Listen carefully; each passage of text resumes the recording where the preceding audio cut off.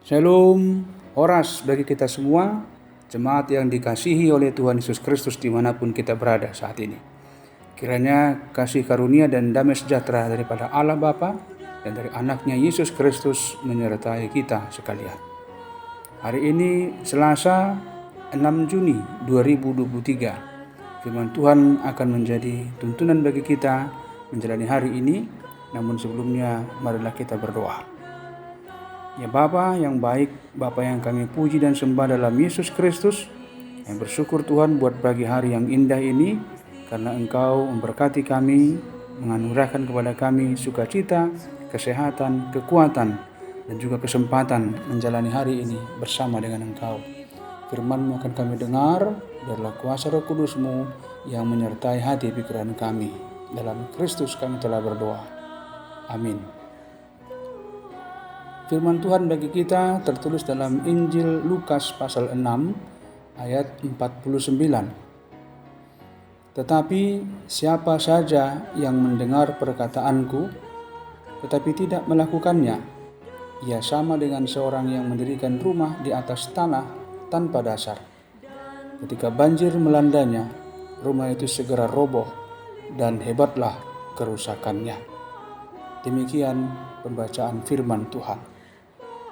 Jemaat Tuhan, nas hari ini paralel atau sejajar dengan yang tertulis dalam Injil Matius pasal 7 ayat 24 sampai dengan 27. Perikop ini merupakan bagian dari khotbah di bukit yang terkenal dengan 8 ucapan bahagia yang disampaikan oleh Tuhan Yesus di hadapan khalayak ramai di atas sebuah gunung yang sekarang di sana terdapat sebuah bangunan gereja Sabda Bahagia sebagai pertanda peristiwa itu pernah ada.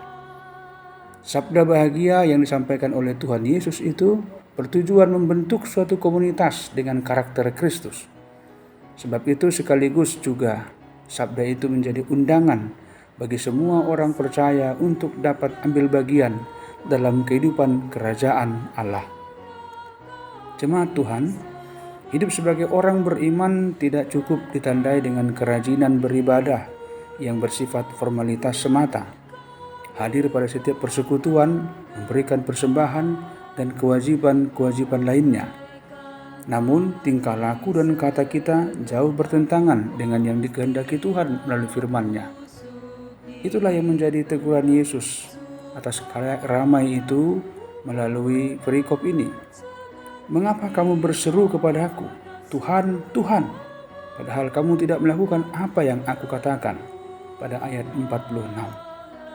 Pesan Yesus dalam hal ini adalah bahwa tidak cukup bagi kita hanya mendengar atau banyak tahu tentang firman Tuhan, namun hidup kita justru bertolak belakang dengannya. Tidak cukup hanya rajin menjalankan ibadah ritual setiap minggunya, namun tidak membawa pembaruan dalam sikap dan perkataan kita menjadi sama seperti Yesus. Tidak dapat kita pungkiri, ada saja orang yang kehadirannya sering menjadi batu sandungan bagi orang lain. Ia tahu apa yang benar dan harus dilakukan, namun kemunafikannya begitu nyata. Atau seorang yang memandang rendah kuasa firman Tuhan sehingga ia tidak peduli dan mengabaikannya. Tidak heran jika ia mudah putus asa, kecewa, marah, dan hal sikap buruk lainnya pada saat mengalami hal-hal yang sulit dan bermasalah dalam hidupnya. Sedikitnya yang menyebabkan hal itu terjadi adalah karena seseorang itu memahami dan menjalankan firman Tuhan berdasar pada pengertiannya sendiri. Padahal itu akan membawanya kepada kehancuran. Demikian Yesus menggambarkan hidup seorang itu ibarat rumah yang dibangun di atas tanah tanpa dasar atau pondasi. Saat terjadi bencana banjir, gelombang kehidupan, ia tidak sanggup berdiri kokoh, namun justru roboh dan mengalami kerusakan yang hebat dan kerugian yang besar.